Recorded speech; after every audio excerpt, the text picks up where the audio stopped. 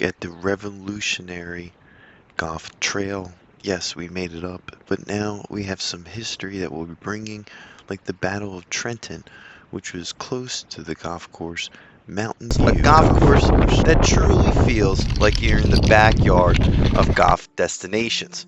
That is, in this case, Mountain View Golf Course, located in West Trenton. We took our talents over there, and we're going to walk through the first 9 holes of that golf course, giving you as much stats and information as we can of this course that was built in the 50s. The course is one of many Mercer County's Park Commission courses. And it's right next to the Battle of Trenton. At least, pretty close. I would say it's just on the outskirts in comparison to this list, but you can make the argument that they had to have gone through this area. Now let's bring to you our next course on this list at the Battle of Princeton in 1777, right next to Mercer Oaks. This is right next to Mercer Oaks. I can't describe it any closer than that. We're here at Mercer Oaks, the West Course, built by Brian Old. He's built so much great golf, and it was also built by Bill Love. Both of them put together a great golf course in 1991. There's the West and there's the East Course, which we also played in episode 109. You gotta do that when you're playing from those back tees here at Mercer Oaks West Course. It's hard. Of 5 different tee boxes to choose from. Done on in 2 in any of the par 5s. The West Course is considered to be the crown jewel of the park systems in Mercer County. The course was built in the 90s during the wave of golf in 1991. And we're on the signature hole here, number 17. You can see you can't see anything really, but there's water all on this side. Not the best day to get out here and get some footage. I'm grateful enough to have played that course, and I look forward to getting over there and playing it again. I really like this course. It's a top-notch facility with 36 holes of golf. You can either go west, east, and you can find yourself some good golf. But there's a battlefield that took place on that land. Let's take a look now at our next course that highlights the battlefield right when you pull up. The Battle of Short Hills, which is just next to the course Ash Brook Golf Club. It's pretty cool. It's right outside of the parking lot. Let's take a look at this historical course, Ash Brook. I really think the course starts off pretty awesome with a kaleidoscope on number 1. You can pretty much see if they're on the green or not. If I can figure out how to work it. Oh yeah, there it is. I don't know if you can see it. And even though it has a brand new clubhouse, the course was built in 1953. And it's crazy to think there was a battle that took place on this golf course. And that's why we're here. There's a lot of history and a lot of people mentioning this course to visit. So with the rich history, some interesting facts, let's go through each one of the holes here at Ash Brook. And the course is built in 1953 by Alfred Toll. The golf designer has built a few other courses outside the New York, Philadelphia area. And I tell you what, when you get here, it doesn't feel like it's going to be a link style course. And that's the case, at least on some of the front 9 here, which was originally the back 9. The change of this golf course from the original design was it was flipped. The number 1 hole is now the number 10 hole. Number 10 is number 1. Feel to it, although they flipped some of the holes, they never redesigned the holes, so they still remain the same. It's still a pretty cool layout. I enjoyed this one as well. Now there's just a few more courses here to take a look at, a total of 3. But yeah, this is an interesting list that we wanted to try something new with.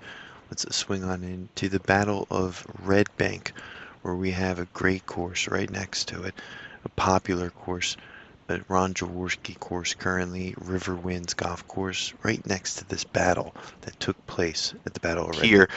Here at RiverWinds Golf Club. I tell you what, you can actually see the skyline there from Philadelphia. That's pretty cool.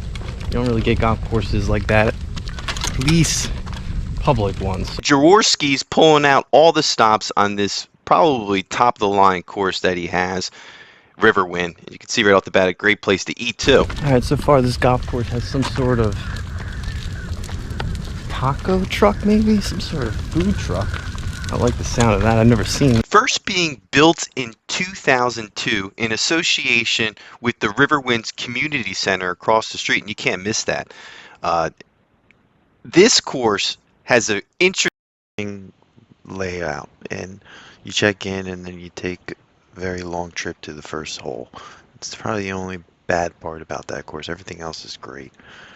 Now, as we head on into our final two, we have to take a look at the Battle of Monmouth that took place outside of the Battle Golf Country Club, which is right next to another course, Hob Hill.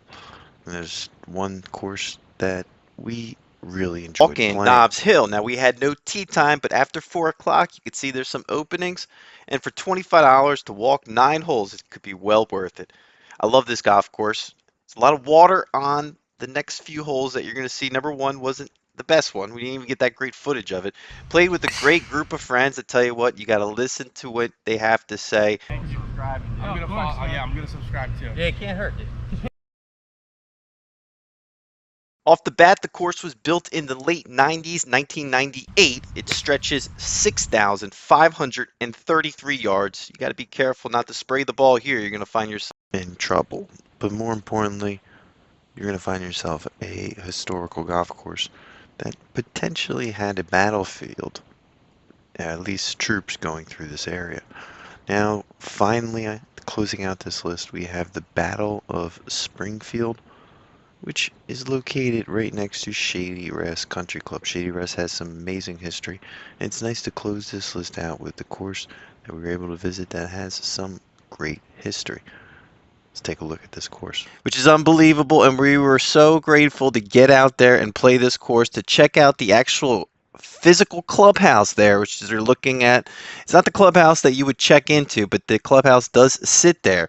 The one is registered as a historical landmark as of July 6, 2022. The golf history runs deep here, and as we checked in, we weren't sure if we would get a tee time or not, but got paired up with some awesome folks, able to slap it around 9 holes and get as much good footage as we can. But more importantly, we're going to talk about the history of the course, like how it was formed. The Progressive Realtor Corporation, which was formed by African American residents and investors. Short later, the area, the property was leased and opened. The Shady Rest Golf Course and Country Club officially opened July 1st, 1921, with nearly 2,000 people in attendance. Listed as the first African American country club in the United States, it featured a 9-hole course, 6 tennis courts, a horseback riding facility, and a baseball diamond at the time. In 1931, John Shippen, who is a famous first American golf professional, the first African American to compete in the United. And hopefully this list provided a little information to bring you closer, and more importantly, some of the amazing battles that took place in the Revolutionary War time frame. That's going to do it for us. Keep a lookout for more videos to come. This is the Parfessor, an independent golf channel focused on fun, affordable golf in your area.